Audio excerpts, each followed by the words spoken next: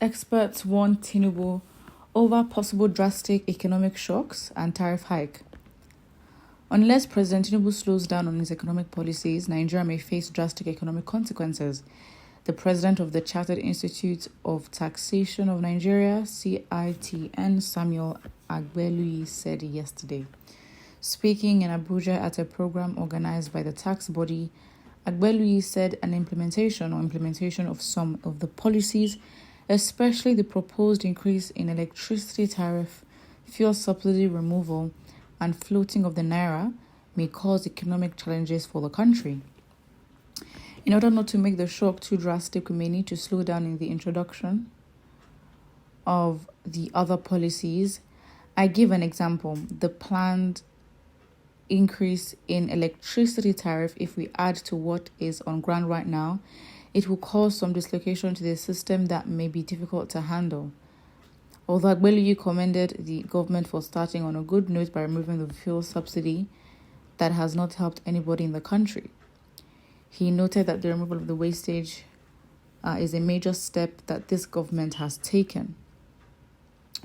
We also commend the president for setting up a committee to reform the tax system in the country.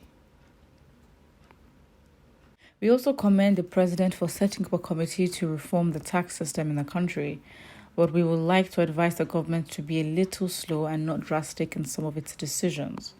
For instance, the impact of the removal of subsidy leading to the current price of petrol is enormous on the citizens. Agbeluyi added that there should be adequate coordination in this regard, but opposed the distribution of cash to people. I just think that as a people with brains, we can honestly think of better solutions than just dishing out money. And I think, to be fair to our society and how we think, with the begging culture that we have, the way we use money and the way we see money, I think it would make sense for the context of our society to think that distribution of money and funds is basically the best way to go around solving a situation, right? And so in this case, more than just giving a short-term solution, we found that this has been the constant way we solve problems in the past, which means that we actually do not solve the issue. So instead of just giving out money, can we make sure that this kind of thing doesn't happen again? Can the industry or the oil sector be stabilized enough? The real questions we should ask is, why is it that after all these years, the subsidies are not enough?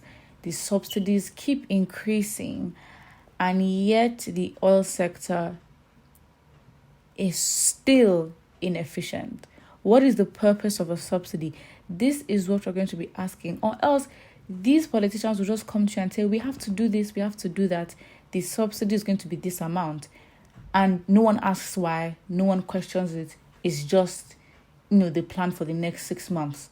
What is the essence of a subsidy? In the long run, but when has the Nigerian government been paying subsidy?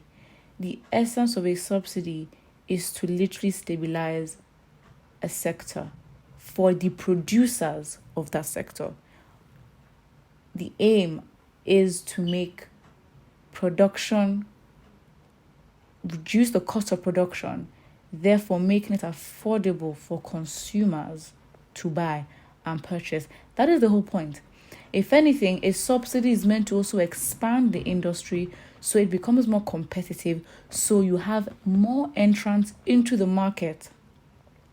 So you have multiple producers supplying to the people at a low price. That's the essence of a subsidy. So if the government has been paying out subsidies for how many years, and still the oil sector that we all brag and claim we get revenue from as a country, why is it not efficient?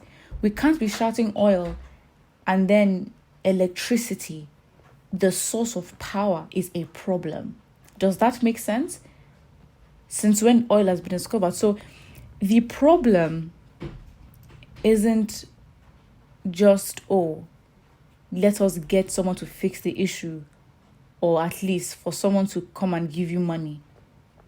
Fixing the issue means and requires that you have leaders who plan ahead, who deal with the root cause of a situation and can also plan ahead, are progressive enough, are intelligent enough, not by you getting a degree and getting first class. No. Being intelligent to think, plan, and organize, whereby what is the future of the oil sector? It's a shame because Nigeria is not the only corrupt country in the world. Are you trying to say that we are the worst of the worst? Of course we are not. And this is where thinking comes in, honestly. So the constant complaint of the hike in fuel prices, or, coming out to say, why are you criticizing the government? It doesn't make sense. But again, you have to be patient with your government because you have to always trust that they have your best interest at heart. And that's just what it is. So, it's funny because these are the tax experts coming to give their opinion, give their, give their professional advice, forecast on the decisions the country makes and what it puts for our future. However, what happens? These people, for some reason, are not in government. These people are not people that Tinubu actually works closely with. So what now happens? But I think I don't forget to like and subscribe.